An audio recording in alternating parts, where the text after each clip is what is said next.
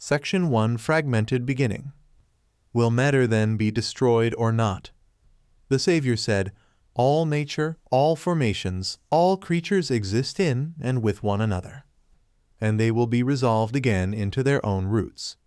For the nature of matter is resolved into the roots of its own nature alone. He who has ears to hear, let him hear. Peter said to him, since you have explained everything to us, tell us this also, what is the sin of the world? The Savior said, there is no sin, but it is you who make sin when you do what is of the nature of adultery, which is called sin. That is why the good came into your midst, to the essence of every nature, in order to restore it to its root.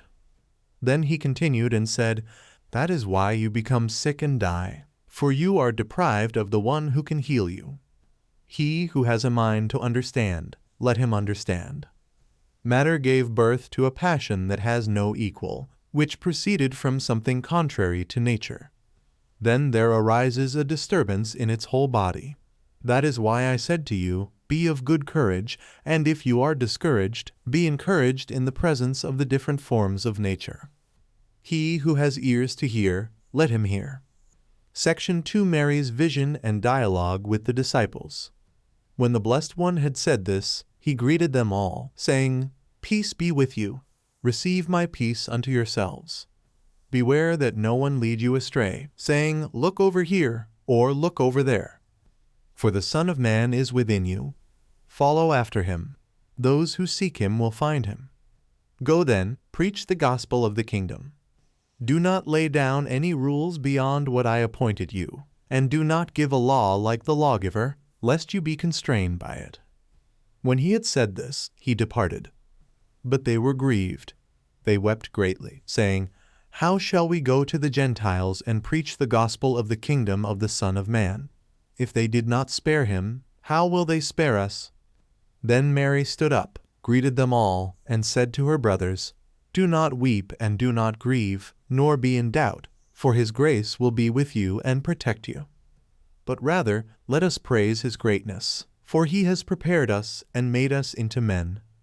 When Mary said this, their hearts changed for the better, and they began to discuss the words of the Savior. Peter said to Mary, sister, we know that the Savior loved you more than the rest of women. Tell us the words of the Savior which you remember, which you know, but we do not, nor have we heard them. Mary answered and said, what is hidden from you, I will proclaim to you. And she began to speak to them these words.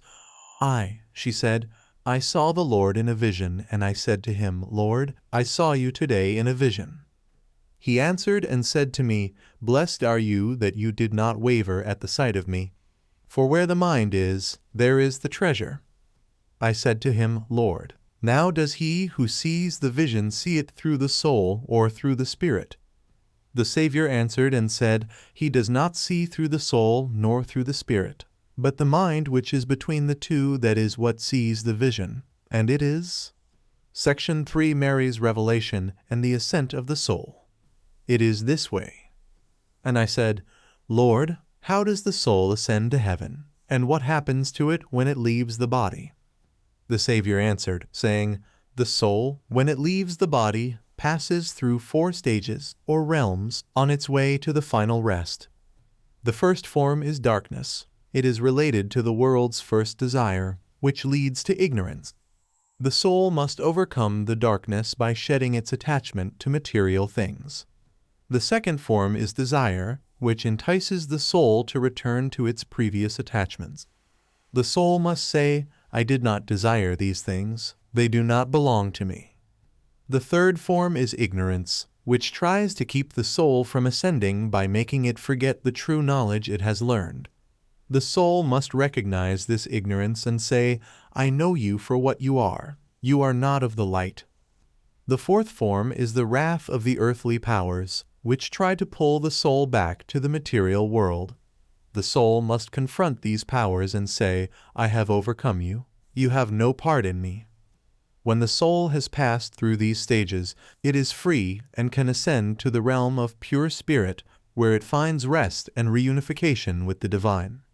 Mary continued, When the Savior had said this, he also spoke to me, saying, "See, I have told you everything. Look, your heart is not heavy anymore. I am with you until the end of the world." But when Mary finished speaking these words, Andrew and Peter expressed doubt. Andrew said, "Say what you will about what she has said, but I do not believe that the Savior said this, for these teachings seem strange." Peter also opposed her in regard to these matters and asked the others whether they believed that she was speaking the truth. Levi responded and said to Peter, "Peter, you have always been hot-tempered. Now I see you contending against the woman as our adversaries do. But if the Savior made her worthy, who are you indeed to reject her? Surely the Savior knows her well. That is why he loved her more than us. Rather, let us be ashamed and put on the perfect man, and separate as he commanded us, and preach the gospel, not laying down any other rule or law beyond what the Savior said." When Levi had said this, they began to go forth to proclaim and preach. The end.